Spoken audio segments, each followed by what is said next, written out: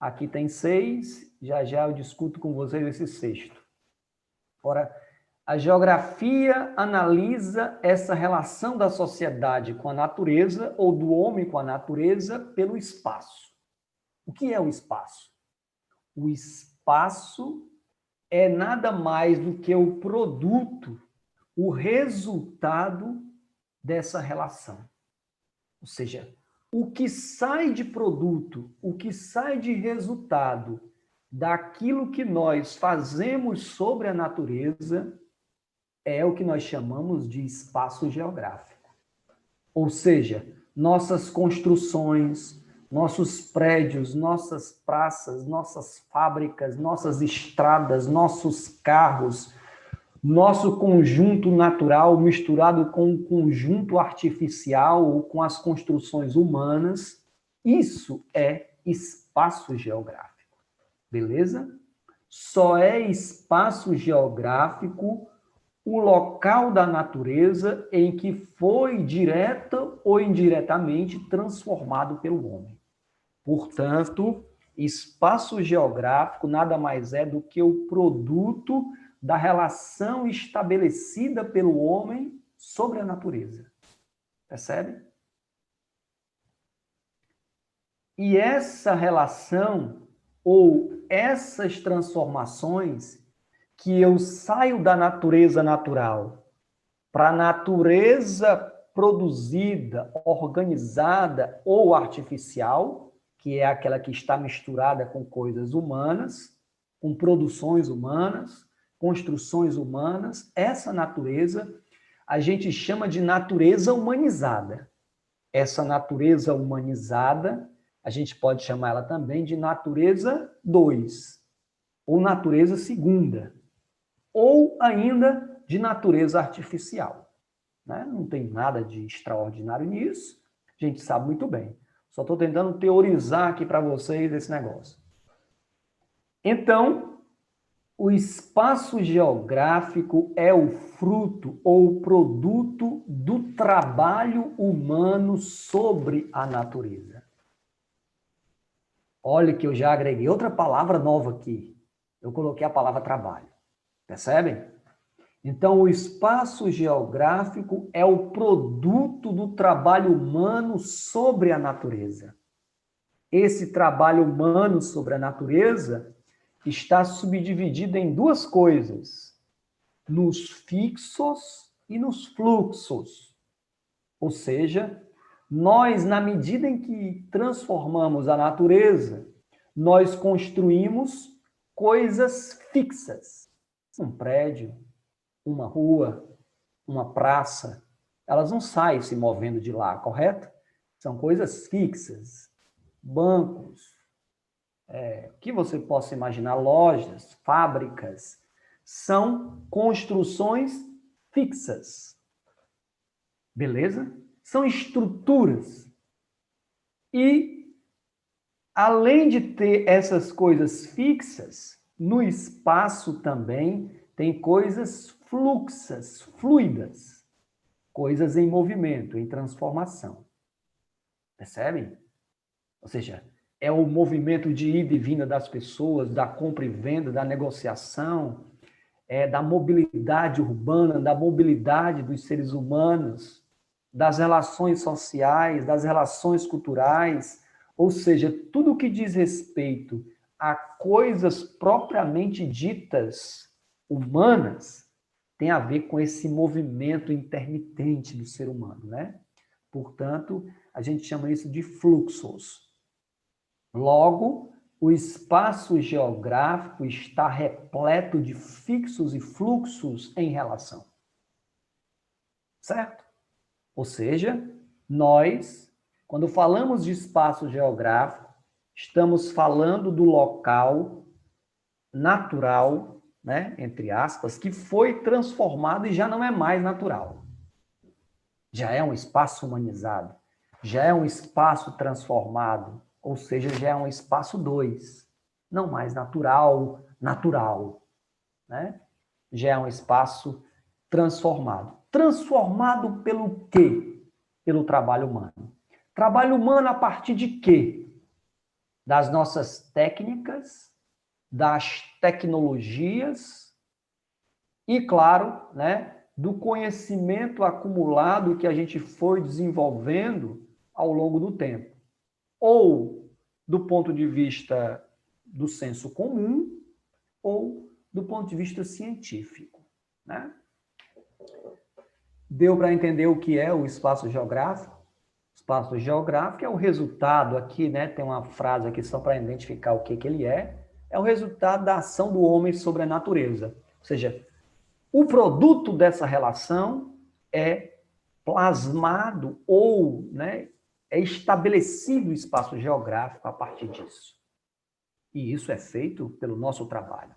Quando estamos organizando a sociedade, quando estamos organizando as cidades, o campo, estamos organizando as relações econômicas, produtivas, fabris, tudo isso é esse resultado, ou tem a ver com esse resultado, tem a ver com a organização desse espaço. E além de ter a organização, esse espaço é produzido todo dia.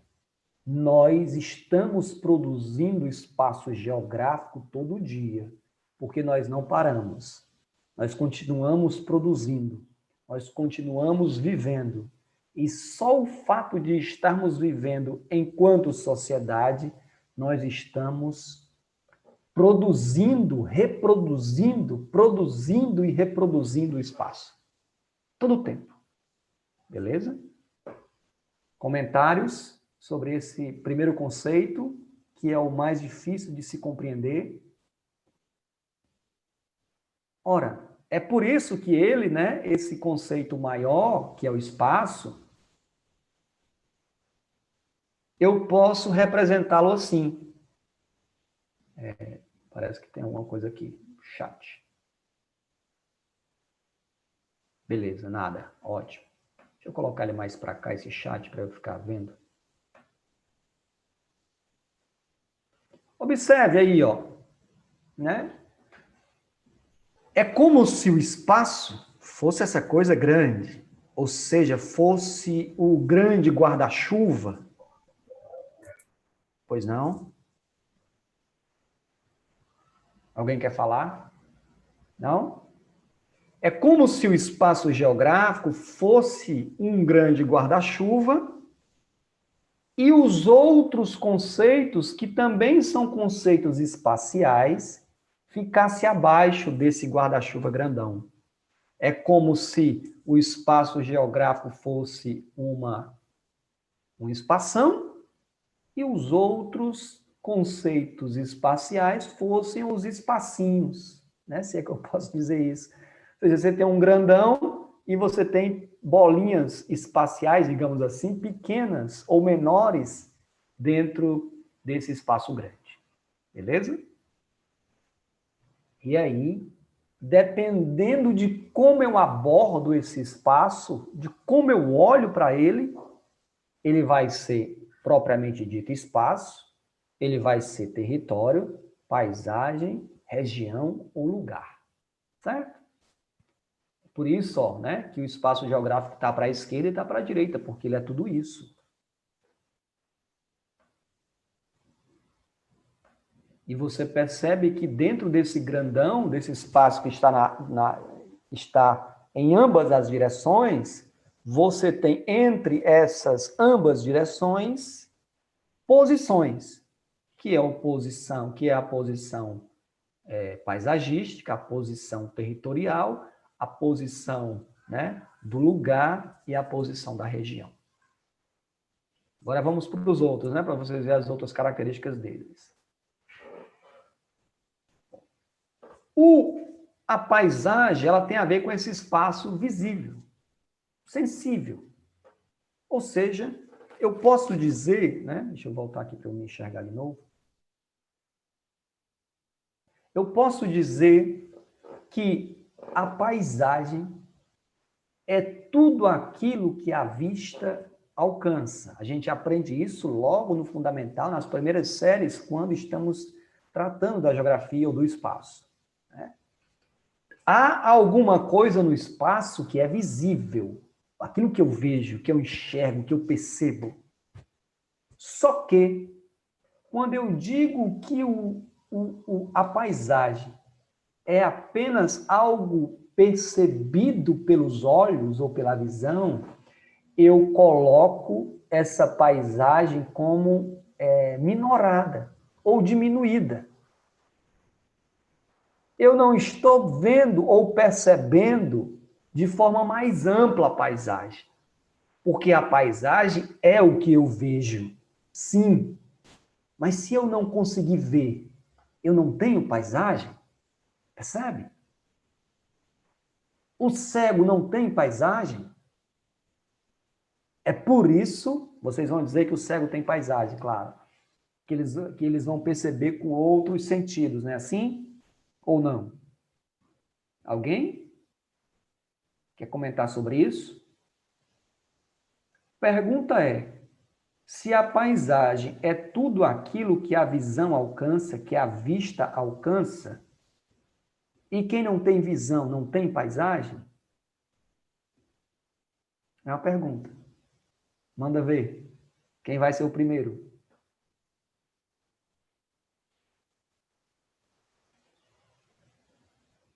Bora, meu povo. Acorda. Abre o microfone e fala. Tem um cabra aí na nossa aula que dorme e chega baba, né? A mãe dele já disse pra gente. Eu só não me lembro quem é, mas tem um que dorme e chega baba. Vocês lembram dele, né? Eu não estou ouvindo direito, mas... Isso. É por isso que eu coloquei aqui, ó, paisagem como algo que tem aspecto sensível, sensibilidade. Quais? É algo percebido pelos sentidos. É claro que o principal é a visão, mas se eu não tiver visão, eu tenho os outros sentidos. Eu tenho a audição, eu tenho o olfato, eu tenho o tato, percebe? Eu tenho o paladar, eu tenho o olfato, já falei do olfato, né? Então eu tenho os outros sentidos que, mesmo eu não tendo o principal da paisagem, que é o visível, eu percebo pelos outros sentidos. E isso não significa dizer que eu, sendo cego, não tenha paisagem. Eu tenho também paisagem, só que eu percebo com outros aspectos sensíveis.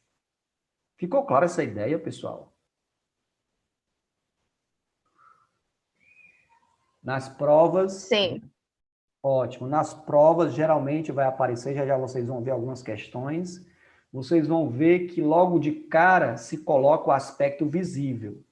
Mas há algumas questões que tentam pegar você para que você tenha a noção de que não é só o aspecto visível, que esse aspecto visível é o mais importante, mas não é o único, beleza? O que marca a paisagem é a percepção humana. Ou são os sentidos humanos: visão, tato, olfato, paladar e audição. Com esses sentidos, nós percebemos as paisagens. É tanto que o aspecto olfativo é tão importante para a paisagem que quando você entra num ambiente ou num local em que o cheiro não é tão agradável, ele pode ser a coisa mais maravilhosa do mundo, de linda. Mas você não se sente bem, porque você percebeu que, apesar de ser esteticamente bonito o local, mas ele não é agradável para os outros sentidos, dentre eles o olfato. Percebe? Por exemplo, quem já foi para o mangue aqui do Cocó sabe muito bem o que eu estou dizendo. Né? É um local belíssimo, mas quem tem o olfato um pouco apurado e se incomoda com o mau cheiro, você percebe que na medida que você está entrando dentro do lado, né, da área de proteção ambiental do Rio Cocó, ali próximo ao Iguatemi, aquela área ali, né, no Parque Adael Barreto, por exemplo, quando você adentra no mangue, que é um local belíssimo, cheio de biodiversidade, né, de vegetações exuberantes, do rio passando, você percebe que não é um ambiente de cheiro agradável. Alguns até voltam e não continuam o percurso porque não suportam o mau cheiro. Certo? Ou seja, é uma paisagem linda, mas é uma paisagem que afeta não só a visão, afeta a visão do ponto de vista positivo, mas afeta o olfato do ponto de vista negativo, correto? Então, isso é o que a gente tem que perceber. A paisagem é o aspecto percebido do espaço geográfico. Tudo o percebido pelos sentidos, principalmente pela visão, é paisagem. Eu sei que esse conceito é o que menos causa problema para vocês, vocês identificam logo ele. Mas é só para deixar claro, certo? Bom, outro conceito que a gente trata muito é o conceito de região, né? A região pode ser um espaço muito mais ampliado do que o da percepção humana. Porque, veja, a paisagem é o que a gente percebe com os sentidos, mas os seus sentidos alcançam longas distâncias para você sentir cheiros longos, ou seja, de distâncias longas? Provavelmente não. O seu olhar enxerga tudo? Não, você tem várias barreiras que impedem você ver atrás do muro, ou atrás de uma árvore, você não vê tudo. Você vê o que está diante dos seus olhos, né? É tanto que a gente costuma dizer que quando a gente está em cima de um prédio, a gente vê muito mais coisa, a paisagem fica muito mais ampla. Mas quando eu estou lá embaixo, não, a paisagem é o quê? É o prédio ali e o que está ao meu redor. Eu não consigo ver mais do que isso. Correto? Então, do ponto de vista espacial, a paisagem é limitada à percepção humana e nada mais. Independente de qual seja a percepção, se é o sentido, se é o olfato, se é o paladar, se é a audição e etc, etc. Certo? Agora, a região não. Ela é mais ampla, por quê? Porque ela tem a ver com características naturais parecidas ou homogêneas, iguais, em um determinado espaço. Esse determinado espaço pode ser curto ou pode ser ampliado ou largo, correto? Por exemplo, a região Nordeste, a gente sabe muito bem que é uma região gigante, a maior região, né? Ou melhor, a região que tem a maior quantidade de estados do Brasil, 9 estados. A gente sabe disso. E ela tem características comuns. Os 9 estados têm características comuns do ponto de vista natural. E é um espaço gigantesco, correto? Do ponto de vista natural. Lá tem, nessa região que é a nossa, tem vegetação de caatinga, é o que marca os 9 estados. Tem vegetação que perde folha, que é esse caatingal, né? Tem rios que secam em certos períodos do ano. Ou seja, tem uma cultura parecida. Percebe? Então, a região é o espaço em que apresenta características mais ou menos homogêneas ou comuns, quer sejam características naturais, quer sejam características antropológicas, humanas, beleza? Aí a gente pode falar do nosso tipo de fala, do nosso tipo de comida, do nosso tipo de folclore, do nosso tipo de manifestação cultural das mais variadas possíveis, mas há um traço comum nessa grande região, apesar dos 9 estados serem bastante diversos, mas há algo que liga, percebe? Então, região é o espaço em que tem mais ou menos características comuns que podem ser naturais, como o caso da caatinga, né, a vegetação de caatinga, ou o bioma das caatingas, ou pode ser cultural, a fala, o modo de vida, o modo de conviver com os outros e por aí vai. Certo? Ótimo. O lugar, né? O lugar, acho que eu pulei o território, depois eu falo o território por último. O lugar é O espaço também reduzido, em que é fruto do sentimento humano. O espaço que eu chamo de lugar é aquele espaço em que o ser humano tem algum tipo de sentimento por ele. Ele tem alguma identificação, alguma identidade. Ele sente um certo prazer por estar naquele espaço, ele sente uma determinada emoção, uma sensação. Eu me lembro muito bem, né? Claro que isso aqui é a minha percepção ou o meu sentimento sobre o que eu vou dizer aqui agora, né? Eu me lembro que depois que eu volto de São Paulo para Fortaleza, né? Passei uns anos por lá, estudando, e aí uma das sensações que mais me agradou na volta, além da expectativa da volta, porque eu estava voltando para um lugar onde eu nasci, para um lugar onde eu convivi, para um lugar onde eu tenho família, para um lugar onde eu tenho o sentimento de pertencer, né, para a minha casa, e etc, etc, etc. Uma das coisas que me marcou bastante, né, eu sempre falo isso nas minhas aulas, é quando eu estava na fila para pegar o avião, e aí vários cearenses na fila, né, falando o modo como só cearense sabe falar.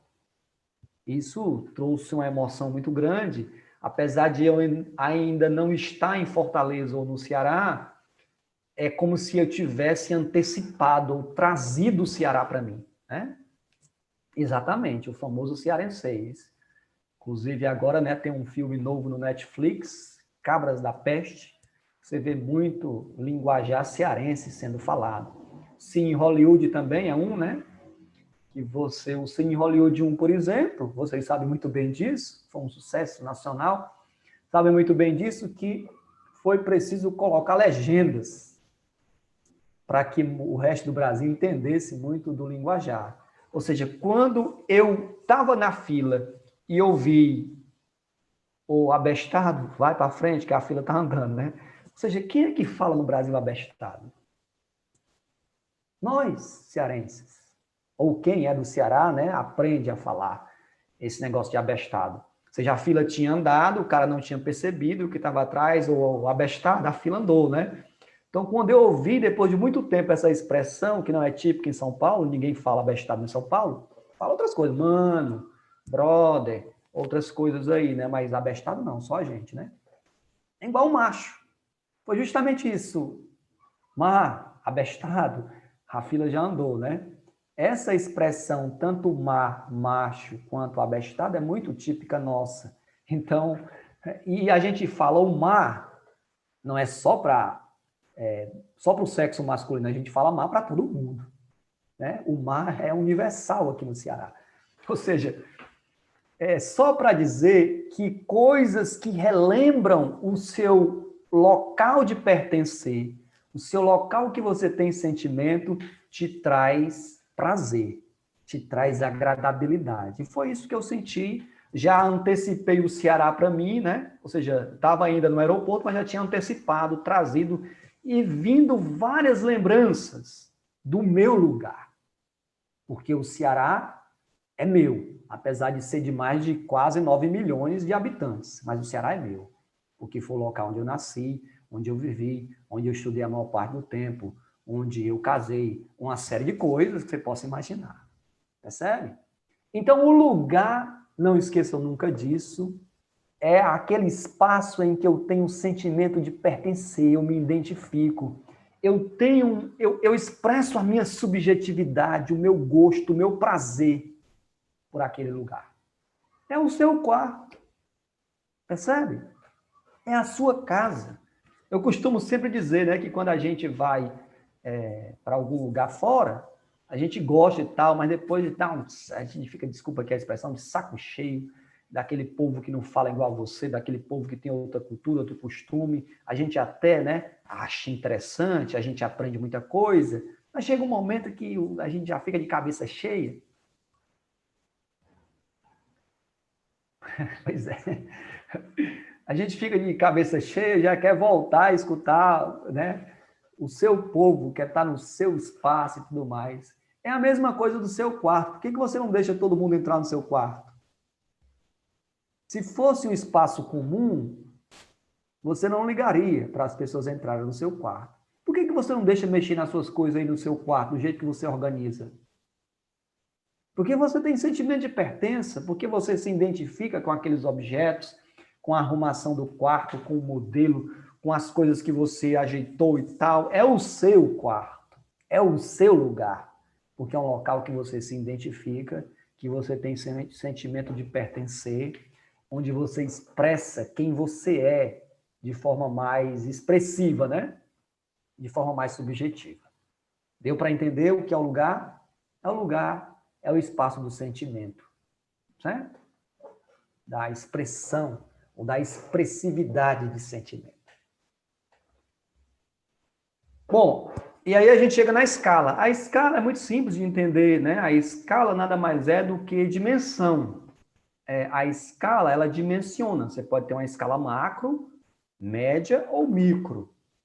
Você pode sair do universo e ir para um continente, ir para um país, para uma região, para um estado, para uma cidade, para um bairro, para a sua casa e para o seu quarto.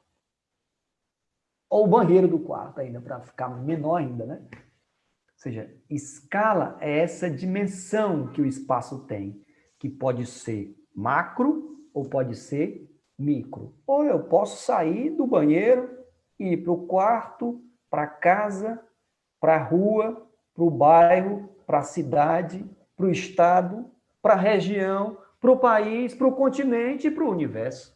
Eu sei que vocês já entenderam, mas é só para vocês verem, né, esse movimento escalar como ele é.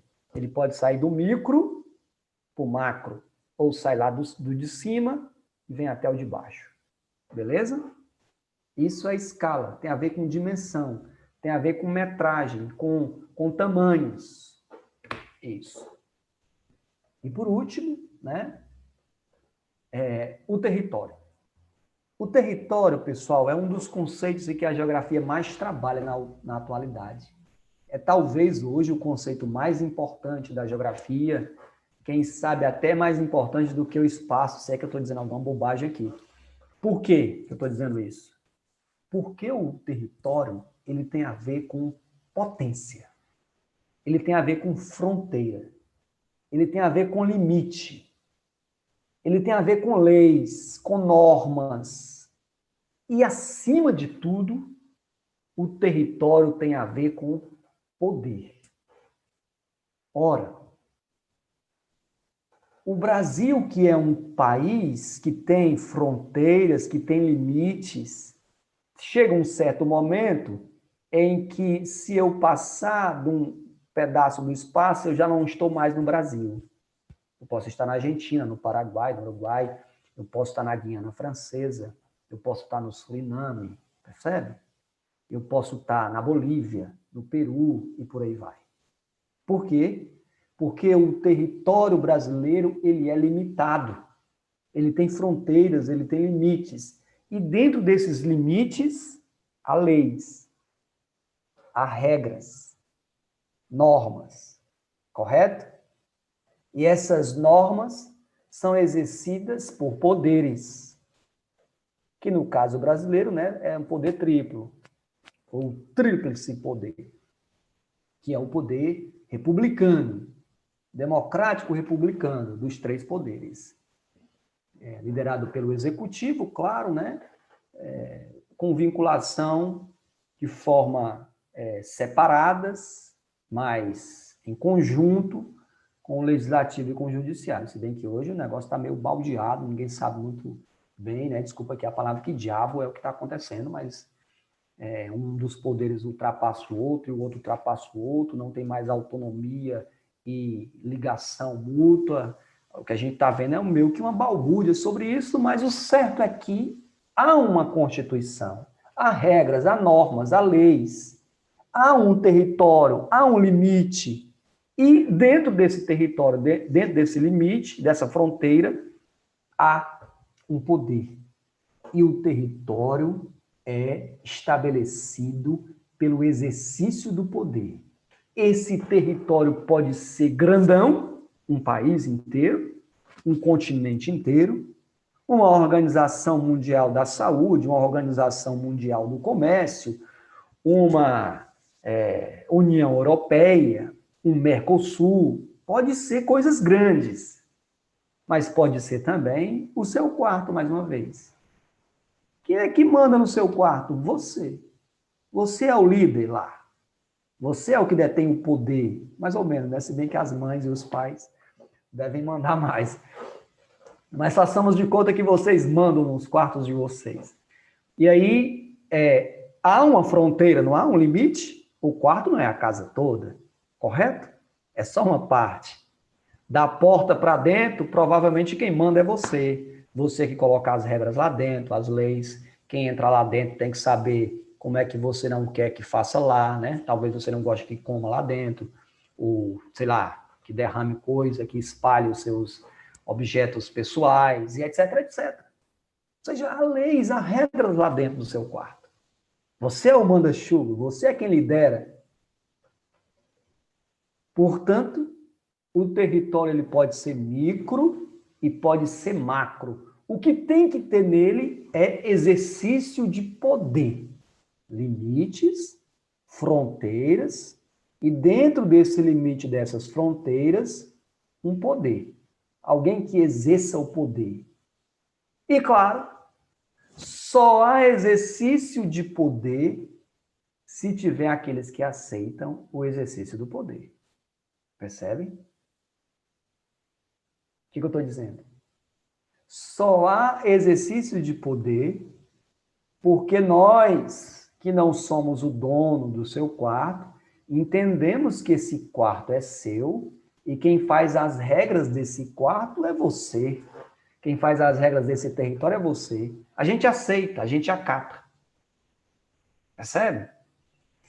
Então, além do exercício de poder, tem que ter alguém que legitime o poder. E são aqueles que estão fora, né? Que vão legitimar, que vão permitir que o poder seja exercido. Eu costumo brincar muito na minha sala, né? Porque na época das aulas presenciais, como eu gosto muito de deixar os alunos livres e tal na aula, não sei o quê, quando eu vou dar esse exemplo na minha sala, porque quem manda na minha sala sou eu, né? Aí todo mundo começa a achar graça, porque geralmente eu não mando muita coisa lá. Parece mais uma balbúrdia na aula e tal. Mas, oficialmente, sou eu que mando na sala, né? É a pergunta logo que vou responder logo, né? Então, para o território precisa de alguém para poder executar o poder. Tem que ter. Alguém ou alguns, né? No caso do território brasileiro, alguns exercem o poder liderado pela figura maior, que é o executivo, o presidente da República, correto?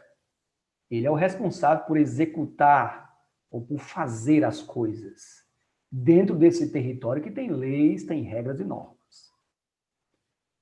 Não há território sem exercício de poder. E só há exercício de poder se tiver alguém para exercer o poder. E, além disso, só há exercício de poder se alguém permitir que o poder seja exercido. Correto? Nós permitimos que o poder seja exercido. Essa é a ideia. Ficou claro? Só para terminar o exemplo aqui da minha sala, né? E aí, quando eu digo, olha, daqui da porta para dentro, quem manda sou eu. Todo mundo já ri logo, né? Achando que eu estou brincando.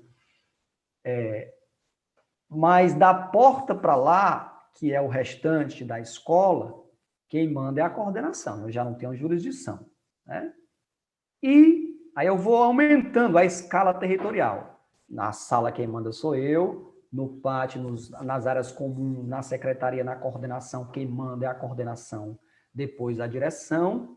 Quem manda no prédio é talvez a prefeitura do estado. Quem manda na prefeitura do estado, né, enfim, naquele território do município é o estado, e o estado quem manda é a nação, né? Então, veja, eu saí de uma escala pequena e fui subindo as escalas territoriais. Estão percebendo, pessoal? Claro que não é difícil de compreender isso, é só uma questão de escala territorial. Ou seja, parece muito com aquilo que a gente estava tratando quando falávamos da escala, né? Bom, alguma dúvida, alguma pergunta? Outra coisa, só para eu terminar sobre o território, a gente ir para resolver algumas questões. O território, ele pode ser algo fixo e fluxo também. Ele pode variar durante o tempo. O território pode ser algo móvel e algo imóvel. Exemplos. O Brasil só vai aumentar o seu território se guerrear com a Argentina, com o Paraguai, Uruguai, né, Peru, Bolívia e os países que fazem Venezuela e tudo mais, Guiana, Suriname e tudo mais. Aí ele pode aumentar o seu território. Se não acontecer guerra, né, discórdia e ampliação de território, o território brasileiro vai ser um território fixo. É aquela fronteira que a gente conhece. Correto? Então, desse ponto de vista, o território ele é fixo, não muda. Beleza? Agora, o território também pode ser móvel. Pode acontecer alguma coisa, né, alguma desavença, e o Brasil entrar em guerra com a Argentina e conquistar pedaço do território do território argentino, certo? E aí ele pode se ampliar. Vai depender de quê? Vai depender do exercício de poder, da potência, da força para fazer a guerra, né? Vocês sabem muito bem que eu já disse, a geografia é a ciência que serve antes de qualquer coisa para fazer a guerra. Essa é uma frase em um livro famoso de um geógrafo chamado Yves Lacoste, que escreve esse livro, muito famoso, nos anos 60, 70, que todos os geógrafos de todas as posições acabaram tendo que ler, né? Porque, de fato, o território, o conhecimento do território, do espaço natural e humano de um local para uma guerra é muito importante. É questão de vida ou de morte, né? De vencer a guerra ou de perder a guerra. Perguntas? Dúvidas? Eu vou só explicar porque ele muda no tempo e no espaço. Ele muda no espaço porque ele pode ser agregado, né? Ou pode aumentar o território. Mas ele pode também diminuir. Então, ele muda no espaço, ou seja, na dimensão. E ele muda também no tempo, sabe por quê? Eu gosto de dar esse exemplo aqui porque é um exemplo que eu sempre me lembro dele. Teve um professor lá da Universidade Federal do Fluminense, a Universidade Federal do Rio de Janeiro também, acho que da Federal do Rio de Janeiro, UFF, Federal Fluminense. Esse professor, né, ele fez um estudo sobre as gangues, né? Hoje a gente chama mais de facções, as facções criminosas no Rio. E ele percebeu que essas facções, elas não eram fixas, elas estavam sempre em mobilidade, ou seja, sempre conquistando partes do território da outra, e agregando território, depois perdia território, agregava, perdia, e ficava, né, desculpa aqui a expressão, nesse fuxico. Ou seja, dependendo de quê? Da força, da potência, do poder que era exercido, o território ampliava ou o território se reduzia. Mas há também o território que ele se estabelece pela manhã e à noite ele já não existe mais. Quer ver um exemplo? E aí é o território que está mudando no tempo. Né? No intervalo de um dia, apenas 24 horas, você já tem territórios diferentes.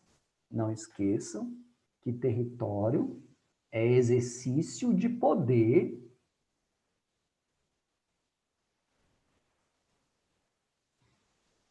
Se são territórios ou não. Por exemplo, a Antártica, né? Ou Antártida, tanto faz, a gente fala uma coisa ou outra, é um território internacional, certo? Apesar de ter muitos espaços lá na Antártica que ainda não foram colonizados ou conhecidos, mas você percebe que a Antártica já tem fincada em seu território várias bandeiras de vários países, inclusive o Brasil tem uma porção territorial, né? Uma base de estudos científicos lá na Antártica. Portanto, a Antártica é um território internacional que ninguém amplia ou diminui. Basta apenas o país reivindicar o direito de fazer pesquisas científicas que ele pode se alocar lá na Antártica. Beleza? Agora, os territórios que não foram tocados ainda, eles são territórios? Provavelmente não. Eles são espaços geográficos? Provavelmente sim. Por quê? Porque o espaço geográfico, ele é o resultado da ação humana direta ou indireta. O simples fato de eu, né, com um satélite, mapear a floresta amazônica inteira, mesmo sem o homem ter pisado em muitas partes, já é, de forma indireta, uma intervenção humana. Não é não? É direta? Não. É indireta. Ele pisou lá, ele quebrou a árvore, ele destruiu a árvore, ele destruiu a fauna e a flora de lá? Ainda não. Desse espaço não tocado, não. Mas ele já mapeou. Ele já conhece.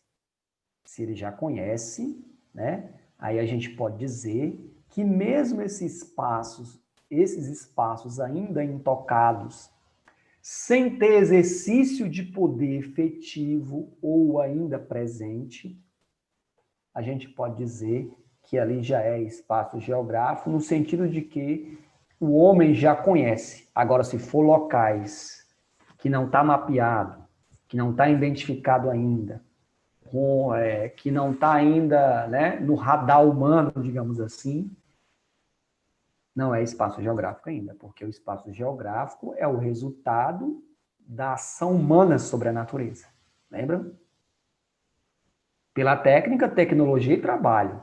Ora, um satélite é uma tecnologia que faz o mapeamento. Se ele faz isso, significa dizer que ele já modificou aquele espaço ali, né, de alguma maneira. Não direta, mas já modificou. Já teve uma transformação. O simples fato de eu saber que aquele lugar existe, mesmo sem eu ter tocado nele, já houve uma intervenção humana. Beleza?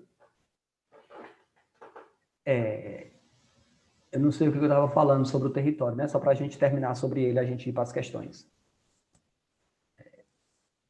Pois é só para dizer que o território, que é um espaço do poder, né, ele também muda no tempo.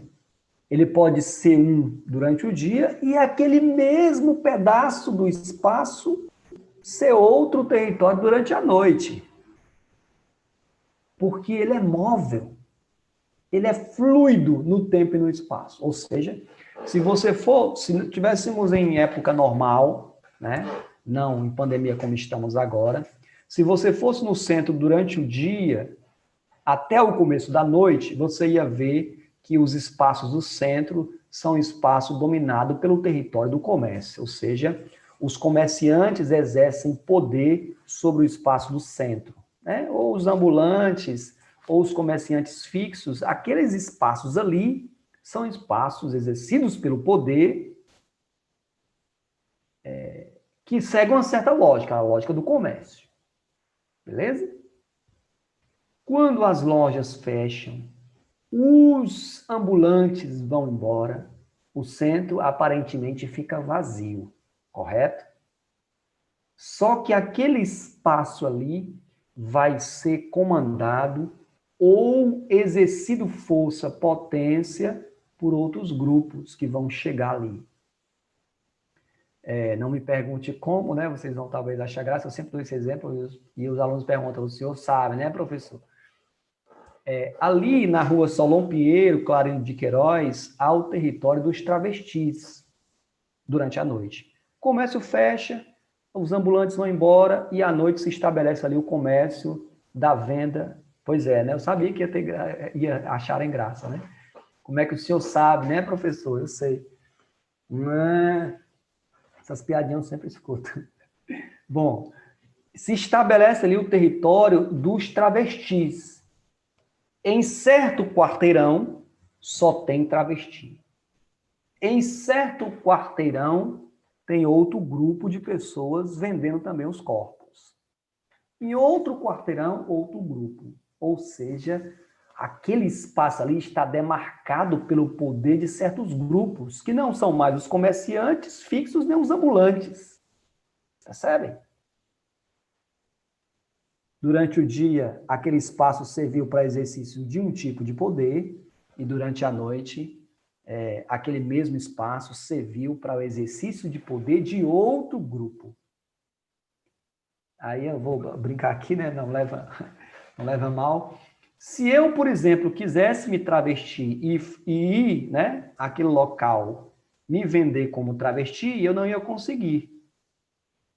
Por quê? Porque lá já tem regras, lá já tem normas, lá já tem leis. Há um grupo lá que controla isso, que exerce o poder. Não pode chegar ninguém de fora e dizer, ó, cheguei aqui, estou arrasando, estou abafando, vou aqui, né? Me juntar a vocês, né? Opa, não é assim não, meu amigo, peraí, né? Percebe? Ou seja, tem que... Ou então, eu poderia, caso eu tivesse mais força, mais potência e mais poder que eles. Correto? Mas não é o caso. Então, né? Se eu quiser exercer esse tipo de coisa, eu vou ter que procurar outro local, não aquele ali. Porque aquele ali já tem fronteiras, já tem limites, já tem regras, já tem normas, já tem leis, e tem alguém que exerce o poder e tem alguém que deixa o poder ser exercido. Pessoal, ficou claro os conceitos geográficos?